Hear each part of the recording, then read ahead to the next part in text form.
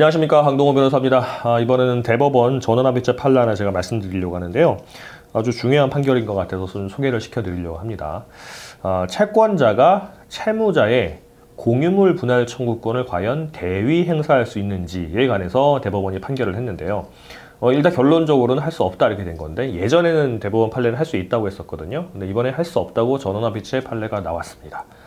이게 뭔가를 좀 아셔야 되는데, 그러니까 채권자 대위권이 뭔지 아셔야 돼요. 이 영상을 보시는 분들은 부동산 쪽에 관심이 좀 있을 테니까 아시는 분도 있겠지만, 일단 간단하게 정리를 해드리겠습니다. 채권자 대위권은 채권자가 채무자한테, 금전채권이라고 하고 여러 가지 채권이 있지만 금전채권이라고 합시다. 어떤 돈을 받으려고 하는데 채무자가 재산이 없어요. 아니면 재산이 있다고 하더라도 다른데 숨겨 있는 것 같아요. 그러면 채무자의 다른 재산, 다른 권리에 대한 어떤 채권을 대신 행사하는 겁니다. 권리를 대신 행사하는 겁니다. 다시, 채권자가 채무자에 대해서 어떤 채권이 있을 때 채무자의 다른 제3의 물건이나 제3의 사람에 대한 권리를 대신 행사해서 그 권리를 채무자에게 가져온 다음에, 그 재산을 가져온 다음에 거기에 대해서 강제 집행을 하는 게 채권자 대위권입니다.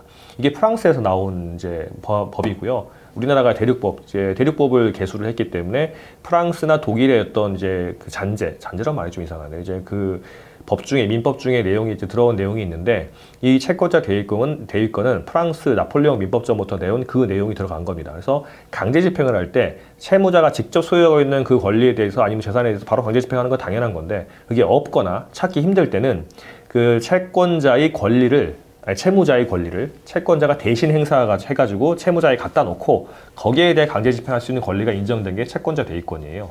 가장 대표적인 게 이런 거죠. 제가 제3자한테, A라는 사람한테, 제가 A라고 하고요. 제가 B라는 사람한테 1,000만 원을 빌려줬어요. 근데 B라는 사람이 돈이 하나도 없는 것 같아요. 은행 계좌에 다 가압류, 압류 해보니까 돈이 없어요. 그런데 어떤 우연한 계기로 B가 C한테 1,000만 원을 빌려줘서 채권을 가지고 있는 거 알고 있어요.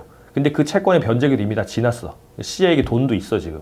그러면 저는 C하고 법적인 관계가 없기 때문에 직접 돈 주세요 할 수는 없거든요. 그럼 어떻게 하냐면, B가 C한테 변제기 지났고 돈도 빌려줬기 때문에 1,000만 원 받을 수 있는 권리가 있잖아요. 그거를 저는 B한테 1,000만 원 받을 권리가 있으니까 제가 B의 C에 대한 권리를 대신 행사해가지고, 그러니까 B가 C한테 행사를 하지 않고 있으니까 제가 B를 대신해가지고 제가 B인 것처럼 소위 말해 B에 빙의해서, 야, 너 돈 내놔. B한테 빨리 줘. 나한테 주라고 할 수는 없죠. B한테 줘. 해가지고 그 돈을 받아가지고 B한테 갖다 놓은 다음에 제가 B한테 1,000만 원 받을 권리가 있으니까 받아가는 겁니다.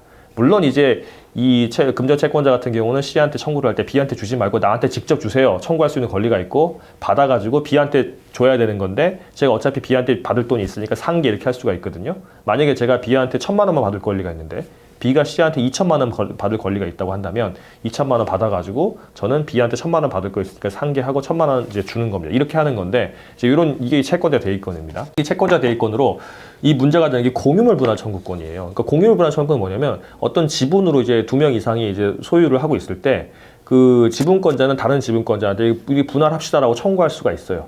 물론 이제 이게 필수적 공동소송이라서 하나의 지분권자가 나머지 지분권 전부에게 모두 다 해야 된다 이런 내용이 있긴 하지만, 이거는 이제 복잡하니까 빼고, 예를 들어서 토지 소유를 2명이 하고 있을 때 A, B가 가지고 있으면 B는 나 이거 당신하고 공유하기 싫어요. 나 따로 가지고 있을래. 지분 소유 안 하고 이제 단독 소유를 가지고 있을래. 해가지고 공유물 분할 청구를 해가지고 법원에 가서 청구해주러, 협의가 되면 협의대로 하는 거고, 협의가 안 되면 법원에서 판사가 측량해서 반 나눈 다음에 가지세요. 아니면 판 다음에 그거를 경매에 넘겨가지고 돈을 대금 분할하세요. 아니면 일부는 누가 가지고 일부는 대금 분할하세요. 이렇게 판단해 주거든요. 형성의소라서 이제 법원이 판단을 해주는데, 그렇게 할 수 있는 권리가 공유물 분할 청구권입니다. 그럼 이제 이 채권자 대위권과 공유물 분할 청구권이 어떻게 문제가 되냐면, 아까 제가 처음에 든 예로, 제가 A인데 B한테 1,000만 원 빌려줬어요. 근데 B가 아무 재산이 하나도 없어요.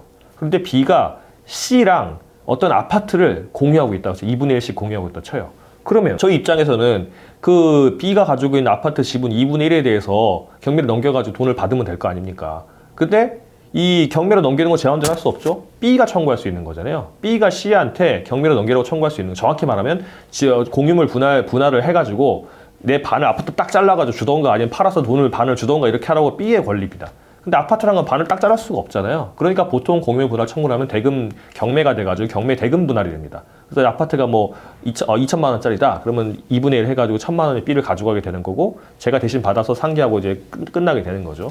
그래서 이 재판 같은 경우는 뭐 1심에서는 뭐 제가 1심에서는 할 수 있다고 합니다. 무슨 말이냐면 1심에서는 제가 A 같은 경우에 B가 재산이 없으니까 B의 공유분할 청구권을 대위 행사해가지고 대신 경매에 넘긴 다음에 그 돈을 받아가지고 상기할 수 있다 이렇게 판단했었는데 2심에서는 안 된다고 했어요. 왜 그러냐면 우리나라는 일괄경매 신청권이라는 게 없거든요. 이게 무슨 말이냐면 다른 그 채무자의 그 재산 전부 다를 갖다 경매시킬 수가 없어요. 그런 권리가 인정이 안 됩니다.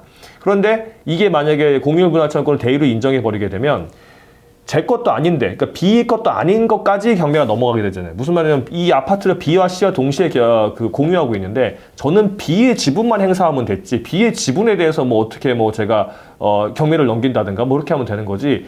이 아파트 공유물 전체에 대해서 경매를 넘길 수 있는 권리는 없단 말이죠. 왜냐하면 그 나머지 2분의 1은 C 거잖아요. 그러니까 안 되는 건데. 되냐 안 되냐가 문제가 되는데 2심에서는 안 된다고 봤어요. 그러니까 B가 가지고 있는 2분의 1 지분, 그 지분에 대해서 경매를 넘긴다든가 그 지분에 대해서 압류를 한다든가 뭘 하면 뭐 모르겠는데 이걸 공유물 분할 청구를 해가지고 C의 지분까지 싸잡아가지고 다 경매를 넘기는 거는 C의 입장에서는 P와 상관도 없는데 왜 자기 것까지 다 넘어가게 되는 이렇게 되는 거거든요. 이제 그래서 억울할 수가 있잖아요. 그래서 대법원에 예전에 된다고 했는데 이번에 안 된다고 판결을 한 겁니다. 그래서 이게 보니까 뭐 대법관님 중에 한 4분 정도는 반대를 하셨어요. 원래 판례대로 해야 된다. 이거 할 수 있다. 안 그렇게 되면은 공유를 하고 있다는, 그러니까 B의 재산인 공유라는 아주 우연한 사정 때문에 B에 대한 채권자가 채권의 확보를 받지 못하게 되는, 그러니까 경매로부터 보호되게 되는 그런 불합리한 결과가 발생하기 때문에 할 수도 있다라고 했는데 대법원에서는 이 전원합의체 판결을 통해서 할 수 없다고 판단을 했어요. 제가 볼 때는 이건 가능할 거는 같은데 이거 좀 무리하게 판단한 것 같아요. 왜냐하면 공유물 분할 청구권이라는 게 아예 인정 안 되면 모르겠는데 인정되는 상태인데 그거를 뭐 채권자 대위권도 인정되고 채권자 대위에서 행사되는 피대위 채권이 뭔지에 대해서 제한도 없는데도 불구하고 대법원이 피대위 채권을 갖다가 제한한 거예요. 해석을 통해서.